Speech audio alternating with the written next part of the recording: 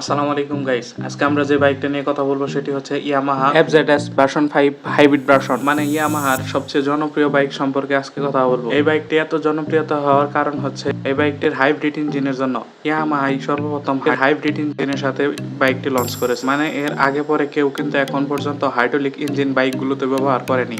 এই বাইকটাতে এই সব ফিচার্সের পাশাপাশি আরো অনেক ধরনের ফিচার্স পেয়ে যাবেন।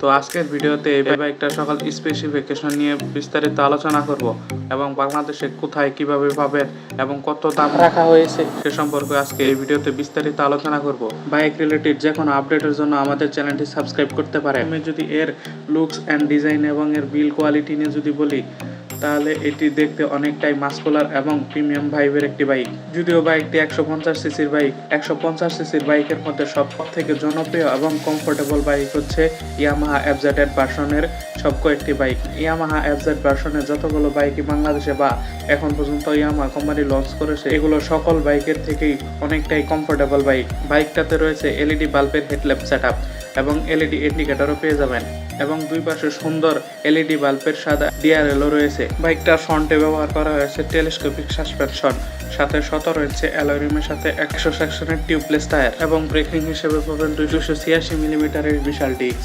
আগের যেগুলোতে রেয়ারেও যে সাসপেনশন ব্যবহার করা হতো সেগুলোই ব্যবহার করা হয়েছে এই বাইক। এই বাইকটাতে আরেকটা পরিবর্তন চাইলে ইয়ামাহা করতে পারতো। এখানে তারা সিঙ্গেল চ্যানেল এবিএস ব্যবহার করেছে, কিন্তু চাইলেই ইয়ামাহা এখানে ডাবল চ্যানেল এবিএস ব্যবহার করতে পারতো, যা এই বাইকটার মূল্যর সাথে অনেকটাই খাপ খেত। এই বাইকের যে জিনিসটা পরিবর্তন করা হচ্ছে সেটি হচ্ছে এটার স্পিডোমিটার। এই বাইকটাতে অন্যান্য FZ এর থেকে আলাদা একটি স্পিডোমিটার দেওয়া হয়েছে, যেটা ফুললি টিএফটি স্পিডোমিটার। এটাতে আপনারা সকল ধরনের আপডেট ফিচার্স পেয়ে যাবেন।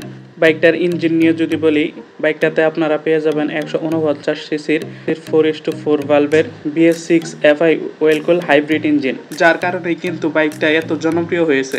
এমনি অন্যান্য FZ বাইকের ইঞ্জিন থেকে যতটুকু পাওয়ার আপনারা পেতেন তার থেকে অনেকটা বেশি পাওয়ার পাবেন এই হাইব্রিড ইঞ্জিনের কারণে। শুধুমাত্র এই ইঞ্জিনটাকে হাইব্রিডই করা হয়নি এবং এই ইঞ্জিনটাকে রিফাইন্ডও করা হয়েছে, যার কারণে এর টপ স্পিড আগের থেকে অনেকটাই বেশি উঠবে এবং এর মাইলেজ অনেকটাই আগের থেকে বেশি পাবেন। তো এখন কথা বলা যাক এই বাইকটার প্রাইস সম্পর্কে।